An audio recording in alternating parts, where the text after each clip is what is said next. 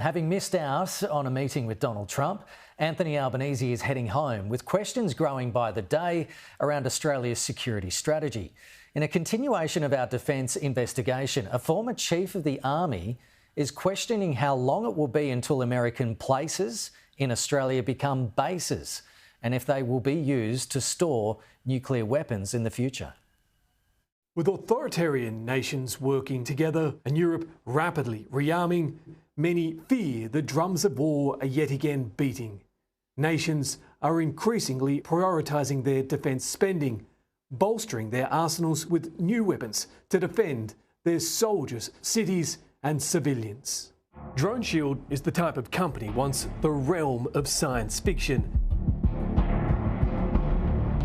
It uses an array of tricks to track and defeat killer drones, which are changing warfare by the day. 70 to 80% of all casualties in Ukraine are from drone warfare. Here, Ukrainian soldiers fire into the night sky from pickup trucks, trying to bring down swarms of Russian drones around Kharkiv. This soldier says, "We have breaks sometimes, like for one day, but rarely. Otherwise, we are working almost every night." With 1,000 units in Ukraine, the Aussie tech company has just announced plans to set up a centre of excellence in Europe to tap into an eye-watering pipeline of money not seen since the Cold War.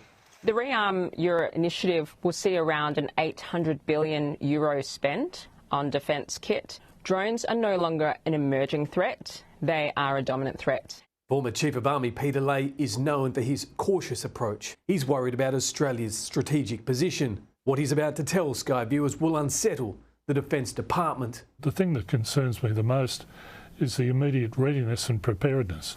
We're going to spend a shed load of money out there. In my belief, the war in space has already begun. The war in cyberspace has already begun. In many ways, that's where we need to be measuring military and defence capabilities in the future rather than just troops on the ground. His comments follow a remarkable statement from our Chief of Defence, who recently revealed our decades-long strategy is being overhauled, echoing shades of World War II. We're having to reconsider Australia as a homeland from which we will conduct combat operations.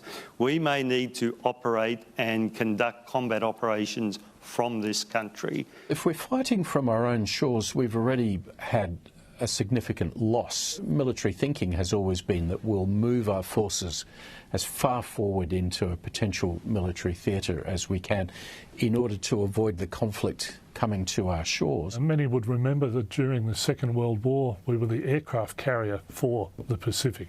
I see that happening again. The build-up of American places, and I wonder how much longer we're going to say places rather than bases. And I think we need to recognise that. We're seeing fuel farms all over the place.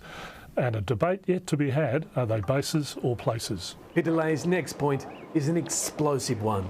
And I'm yet to figure out, as we become more of a base and we see positioning of their submarine forces, of their bomber forces and perhaps some of their missile forces in Australia, who's going to ask the question, are any of those nuclear armed? Will Australia become a place where we would store nuclear weapons? Because it would seem a bit silly if you've got the capabilities here without the weapons, why are you even bothering? So I think a discussion yet to be had, and this will put the cat amongst the pigeons, Jonathan. Where are the nuclear weapons? Defence told Sky News the stationing of nuclear weapons in Australia is prohibited by the South Pacific Nuclear Free Zone Treaty, which the United States, it says, understands and respects. What's undisputed, though, is advanced weapons systems mean that anything that can be seen can now be targeted and will need defending.